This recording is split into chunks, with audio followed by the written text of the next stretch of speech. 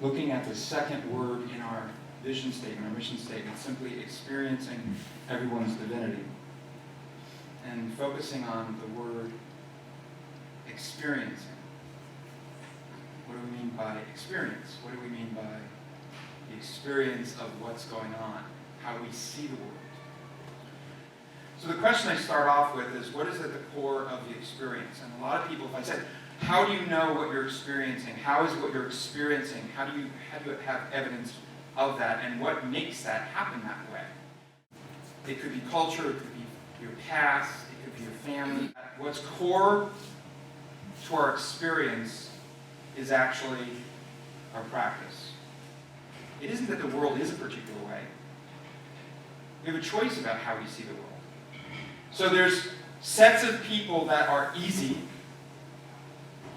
to be delighted, unconditional delight, no problem. And then there's the ones that are hard. I'm not looking at you. I'm looking at everyone. And I'm referring to myself. It's easy to delight in certain classes of people, and we're going to ignore those. Why? Because you already can. So we're going to look at the ones that are hard. And there's two classes of hard. There's the ones that are temporary, and there's the ones that are permanent. People in your life that are temporarily in your life, like the person in front of you in traffic. At Starbucks the other day with a friend of mine, and there were two teenagers in front of us, and they were chatting with these three other teenagers on the other side of the Starbucks, and as they got closer to ordering, the other teenagers started filtering into the line to join their friends. So what went from 2 became 5 people, and then they weren't sure what they wanted when they got there. And my friends started to fume. And I was like, nah, it's not worth that energy. So there's temporary and permanent. And temporary is typically strangers. People get in your way, who interrupt your life, inconvenience you somehow for a moment. And then the ones who are permanent are people like your family. People, coworkers, where you're going to keep the job. So those people, if you don't see those people as with genuine unconditional delight, then what you wind up doing is you suffer and you tolerate and you put up with the people that are in your life. And the reason why you don't see the light in them, it's something they did. I just moved to Alameda. I'm in the middle of packing and boxing and moving and shifting things around. And as I'm packing and moving things out of storage, I'm collecting all of the places where I had coins. Because I had coins in multiple places, even in boxes that went into storage, had envelopes with coinage in it.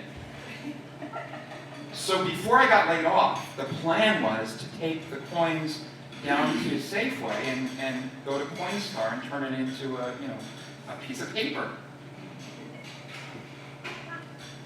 But now that I'm laid off, I'm concerned that someone should see me going to Coinstar with my spare change.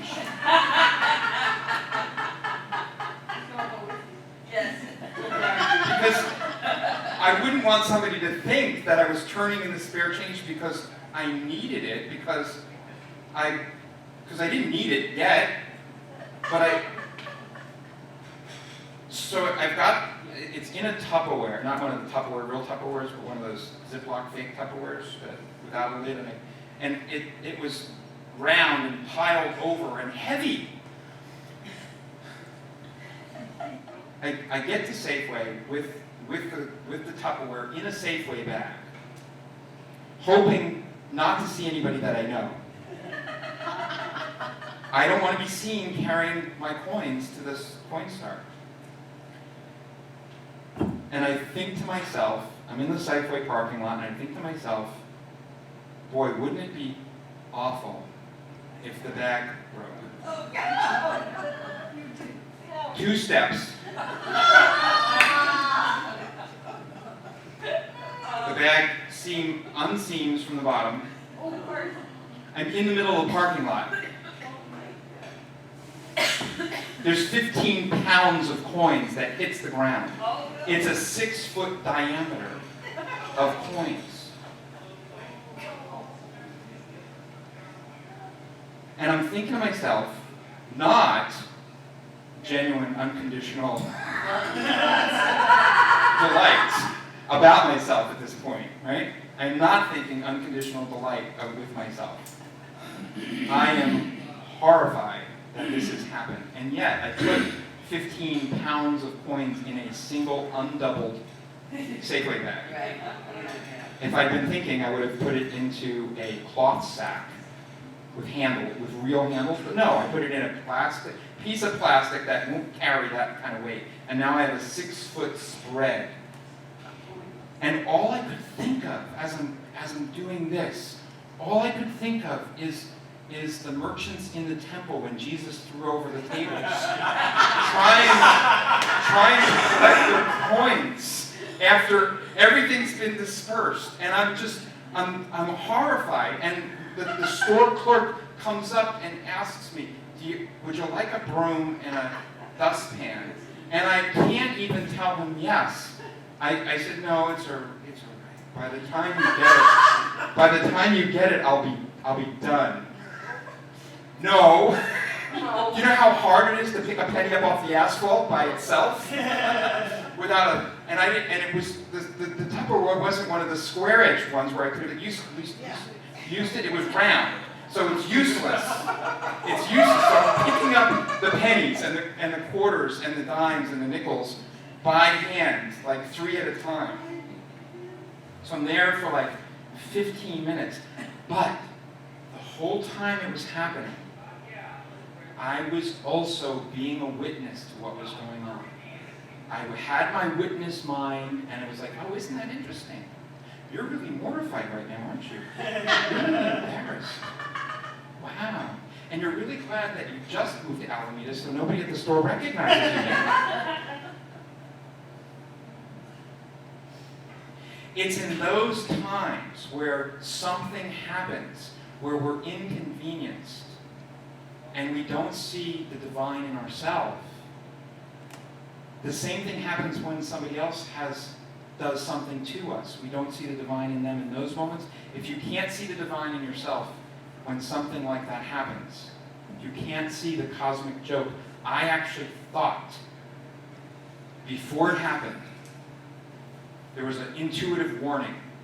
You shouldn't be carrying this bag of heavy coins in this Safeway bag. I could actually say I could have predicted that it would happen. I set it up. Not realizing that I set it up. And then experienced the mortification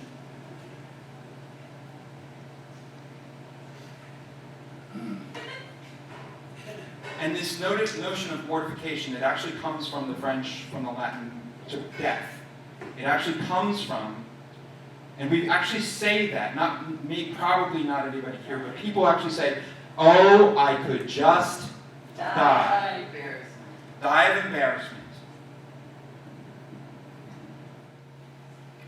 To consider the people in your life. How would you change your behavior? How would you change your conversation? How would you change how you're interacting with them? It doesn't matter which way you consider it. You can consider that you're on the way out or they're on the way out. Either one will get you into a practice of, this is important, life is precious, life is sweet. I'm going to consider this person with genuine, unconditional delight.